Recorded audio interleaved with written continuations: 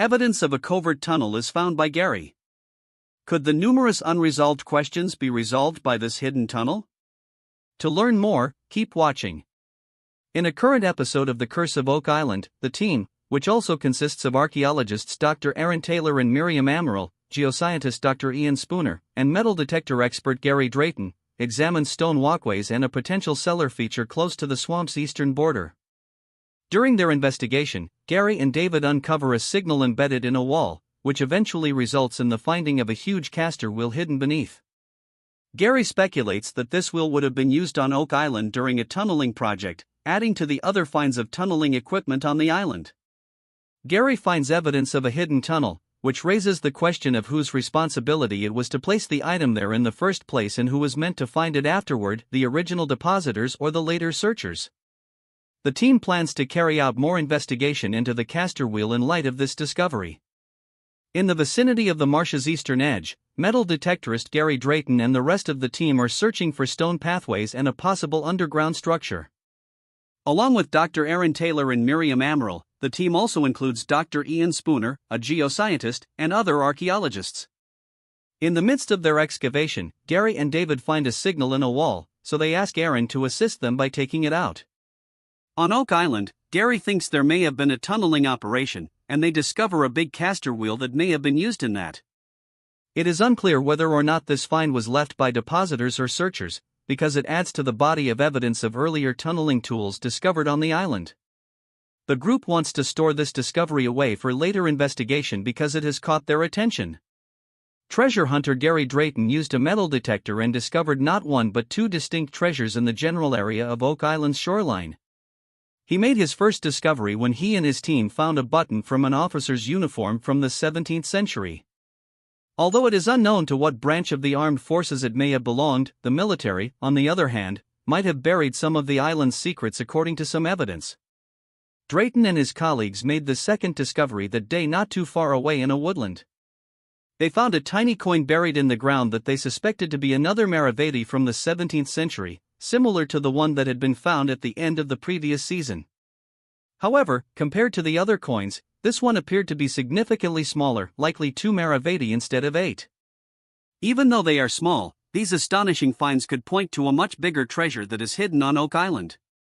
Gary Drayton made a second double discovery while using his metal detector to search for wealth near Oak Island's shoreline.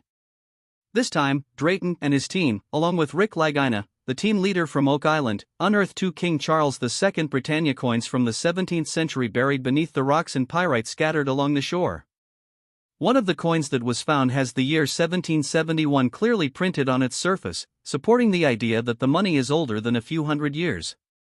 These coins from the 17th century beg the question, where did they originate?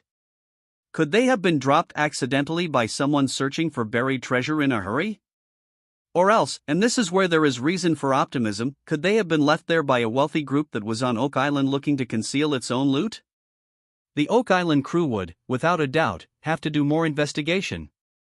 Generally speaking, the history of treasure hunting on Oak Island can be traced back to the time the money pit was dug there. The pit, commonly known as the money pit, is supposed to contain hidden wealth. An artificially made hole, the pit was discovered in 1795 when some young people believed to be 13 or 14 years old discovered a depression in the ground. They dug because they believed it to be a man-made pit, and as they dug, they discovered layers of wood and other objects. They tried to continue their exploration but were thwarted by a deluge of unknown origin that flooded the pit. Following the rapid dissemination of the news of the discoveries, a flurry of international treasure hunters descended upon Oak Island in search of the hidden wealth. The first planned excavation of the money pit took place in 1803 under the leadership of a group of investors known as the Onslow Company. They were given their own money pit, but the excavations had to be terminated because their attempts to descend to the pit's floor were unsuccessful. The following century saw a variety of groups try to solve the island's riddles, but due to the enormous difficulties they encountered, none of them were successful. The hole was flooded, which was the most significant of these issues, and it made additional excavation unsafe and difficult. The importance of this aspect was the greatest of all. Additionally, the pit was wired with a number of devices that, when activated, would cause the pit to fill with water and keep anybody from discovering the treasure. Despite these barriers, the excavations persisted, and the Oak Island Treasure Company was founded in 1861. The flooding that was taking place in the pit prevented this specific squad's attempts from progressing past a depth of 90 feet. As a result of the bankruptcy of the Oak Island Treasure Company in 1909, the excavations were abruptly ended at that time. Since then, a number of additional teams have tried to locate the riches hidden on Oak Island, but the enigma of the money pit has remained a secret. The discovery of the money pit and the initial excavations on the island both had a significant impact on the evolution of the island's history as well as the ongoing search for treasure there. Even with the challenges and roadblocks that were encountered, this is true. Despite the various challenges and disappointments encountered over the centuries-long search for riches on Oak Island, the mystery surrounding the island's location continues to fascinate people. The quest to unravel the mystery surrounding the island has recently been taken on by a number of new entities.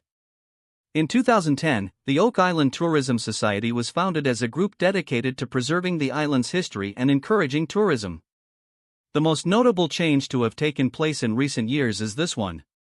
The Oak Island Archaeological Society has played an important role in raising public knowledge of Oak Island and the treasure hunt, in addition to participating actively in several archaeological digs on the island. The Lagina brothers will probably receive the lion's share of the treasure. First of all, the Lagina brothers' ongoing search of Oak Island is authorized by the Treasure Trove License. Licensed treasure hunters are allowed to legally keep 90% of any wealth they uncover, according to a government rule. Marty goes on to suggest that it is very likely multiple claimants would surface and argue that they had a right to the treasure's contents if a sizable treasure were found on Oak Island. These claimants may rely on some element of their residence, ancestry, or another factor to support their claims.